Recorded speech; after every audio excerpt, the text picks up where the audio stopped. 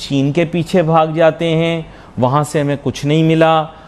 चीन के हालात ये हैं कि श्रीलंका का भी उन्होंने बेड़ा गर्क करने के बाद श्रीलंका को छोड़ दिया। दुनिया में कोई ऐसा अदारा नहीं है जो कर्ज देता हो जिससे हमने कर्ज ना लिया हो। तो ये जो हमने भाई इतने बड़ा बेकारी तो दुनिया में कोई होता ही नहीं है। भारत आखिरी मर्तबा गया था 1991 में IMF के प्रोग्राम में। 32 साल से उसने IMF के प्रोग्राम में नहीं गया। पाकिस्तान ने जितनी टैक्स एमनेस्टी दी है वो किसी मुल्क ने नहीं दी। अभी जो है पाकिस्तान ने 1.5% पर चोरों को माफ किया, हिंदुस्तान ने 45% पे टैक्स एमनेस्टी दी, हमने 1.5% पर दी। मईशत कोलैप्स नहीं कर रहा है, इट हैज कोलैप्स। पाकिस्तान तकरीबन दिवालिया हो चुका है, सिर्फ ऐसा लगता है कि अनाउंस होना बाकी है।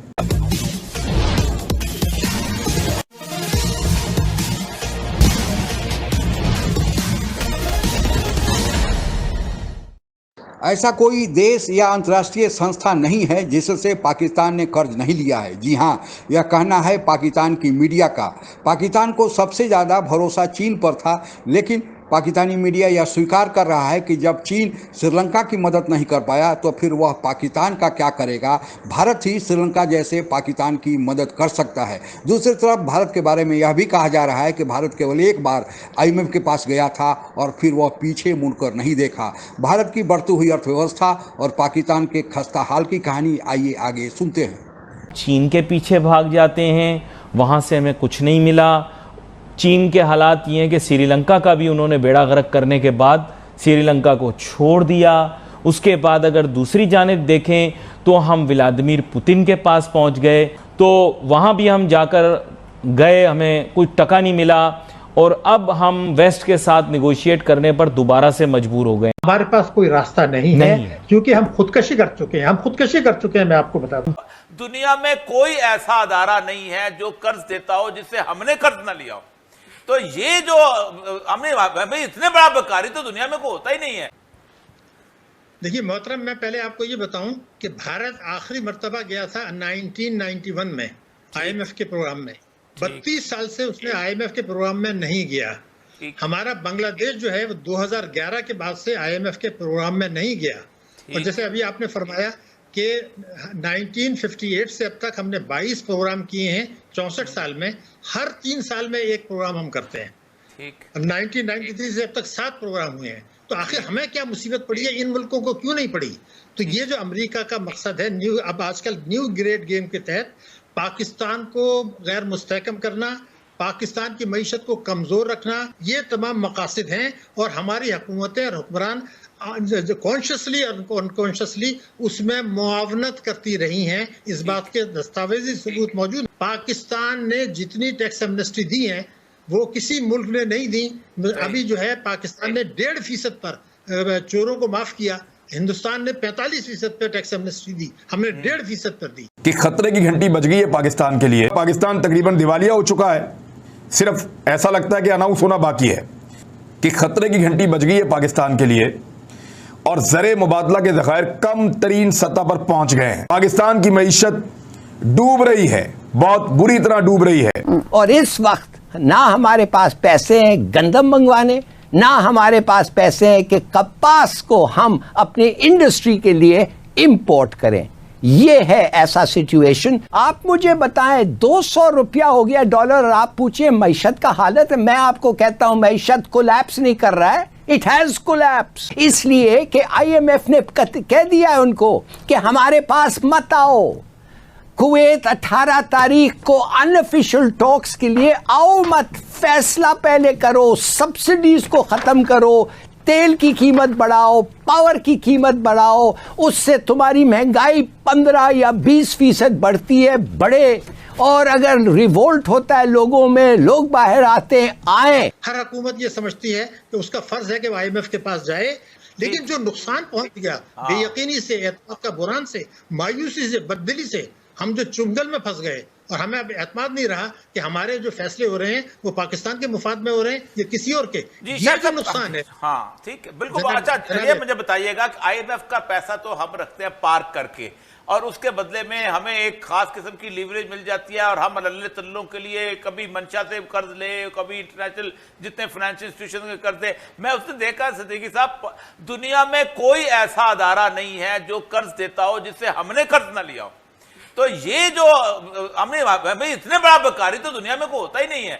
तो ये बजाय इसके कि हम IMF का पैसा लेके हम कर्ज की तरफ जाते हैं, हम अपनी इकोनॉमी को क्यों ठीक नहीं करते, अपने एक्सपेंडिचर को कट टू द साइज क्यों नहीं करते? मोहतरम, अगर हम अपनी मईशत को ठीक करें तो मुल्की अशराफिया उसकी इजाजत हुक्मरानों को नहीं देती जिनकी मदद से वो इख्तियार में आते हैं। और एक बैरूनी अशराफिया भी है जिसमें इस्तेमारी ताकतें हैं। आपको पता है अमेरिका है, यूरोपियन यूनियन है, IMF है, वर्ल्ड बैंक है।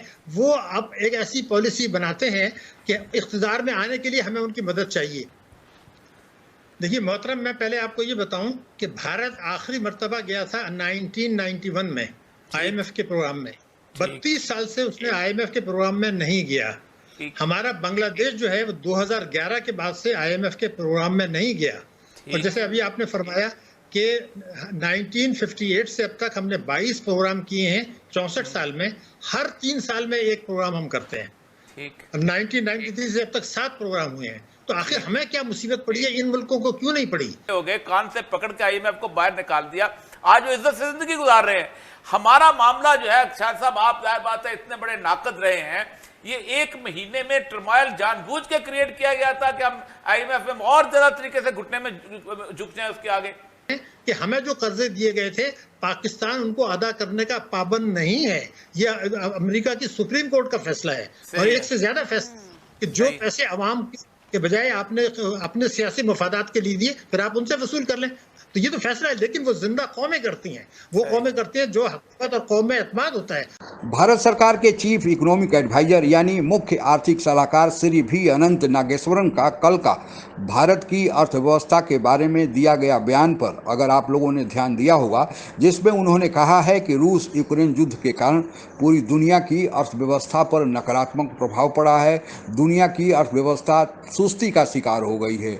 जहाँ तक भारत का सवाल है, उन्होंने कहा है कि भारत भी उससे अछूता नहीं है, लेकिन भारत ने हाल के दिनों में अपने आर्थिक सुधारों को करके इस तरह अपनी अर्थव्यवस्था को खड़ा कर लिया है कि भारत पर इस युद्ध का न्यूनतम नकारात्मक प्रभाव पड़ रहा है। उन्होंने कहा कि रूस यूक्रेन युद्ध के चलते 2 चीज़ें, पहला गैस और तेल की सप्लाई जो रूस करता है पूरी दुनिया में, और दूसरा अनाज में गेहूं का उत्पादन जो करके रूस जो दूसरे देशों में सप्लाई करता है वह बुरी तरह प्रभावित हुआ है। अनाज के बारे में उन्होंने कहा कि दुनिया के बहुत देशों में खाद्यान्न का संकट रूस के द्वारा गेहूं की सप्लाई नहीं करने से हो सकती है। आप लोगों को पता ही होगा कि रूस की जनसंख्या कम है, लेकिन उसके अनुपात में उसका क्षेत्रफल सबसे ज़्यादा बड़ा है, इसलिए वह 12% गेहूं का निर्यात दूसरे देशों में करता है। इस हालात को देखते हुए भारत ने जब G7 देशों की बैठक हुई और उसके बाद राष्ट्रपति बाइडेन के साथ जब भारत के प्रधानमंत्री नरेंद्र मोदी की मुलाकात हुई, तो भारत ने यह बता दिया कि रूस यूक्रेन युद्ध के चलते जो खाद्यान्न का संकट पूरी दुनिया पर मंडरा रहा है, भारत अनाज के लिए किसी को मरने नहीं देगा। आप लोगों को पता ही होगा कि इस साल भारत में गेहूं का रिकॉर्ड 122 मिलियन टन उत्पादन हुआ है, जो पिछले साल के अनुपात में 12 मिलियन टन ज़्यादा है। पिछले साल भारत ने 7 मिलियन टन गेहूं का निर्यात किया था। इस साल भारत ने 10 मिलियन टन गेहूं के निर्यात करने का लक्ष्य रखा है। हालांकि भारत ने जब यह घोषणा की तो बहुत सारे विकसित देश, दूसरी एजेंसियां इसे पचा नहीं पाई और फिर यह एक अफवाह फैलाया गया कि भारत में चूँकि हीट वेव या गर्मी इतनी बढ़ गई है कि भारत में गेहूं का उत्पादन कम हुआ है, लेकिन उन लोगों को यह नहीं पता चला, यह अफवाह था कि हमारी जो गेहूं की फसल है वह मार्च में कट कर घर में आ जाती है, किसान घर में ले आते हैं और हीट वेव जो शुरुआत होती है वो अप्रैल से होती है। यह भारत के अंतर्राष्ट्रीय स्तर पर अफवाह का हिस्सा था कि भारत सरकार के भीतर से भी यहाँ के लोगों में भी मांग उठने लगी कि भारत सरकार निर्यात न करे, जबकि जो भी किसान आंदोलन में भाग लेने वाले किसान संस्थाएं थी जो भारत सरकार के खिलाफ थी, वे अब मांग कर रही थी कि भारत सरकार ज़्यादा से ज़्यादा गेहूं का निर्यात करे।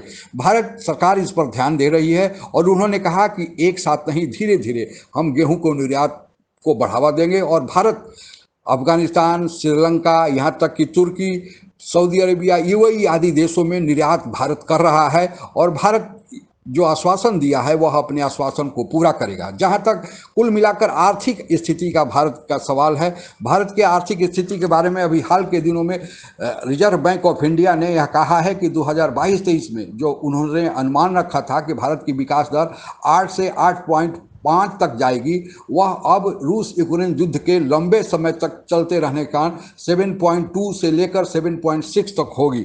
हालांकि वर्ल्ड बैंक ने भी इसकी पुष्टि की है कि भारत की अर्थव्यवस्था इस रफ्तार से भी अगर ऊपर की ओर जाएगी तो दुनिया में जितने भी विकसित देश हैं, चाहे अमेरिका हो, चीन हो, फ्रांस हो, जर्मनी हो, इन सब से तेज गति से ऊपर की ओर जाएगी।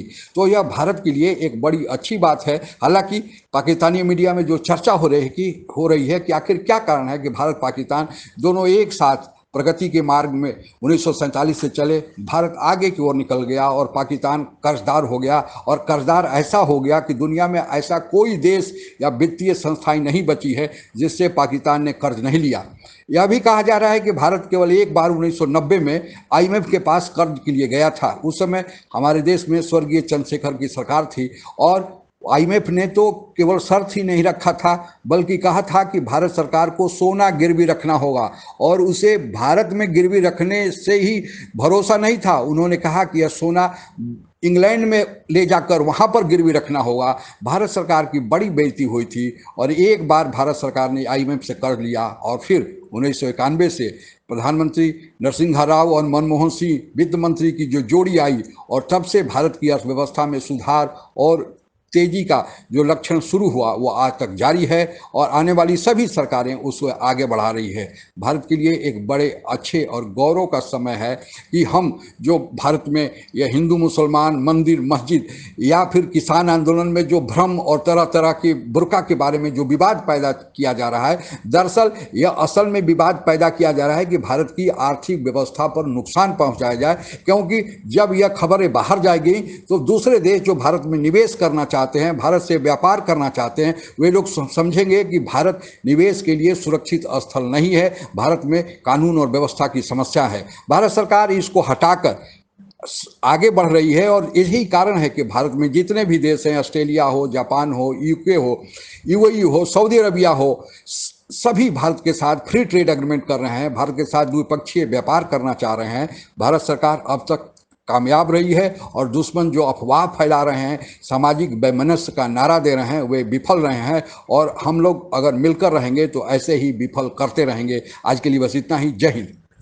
आप अगर हमसे जुड़ा रहना चाहते हैं तो कृपया मेरे चैनल को सब्सक्राइब करें तथा बेल आइकन भी दबा दें ताकि नई वीडियो की जानकारी तुरंत आप तक पहुंच जाए। धन्यवाद। जय हिंद।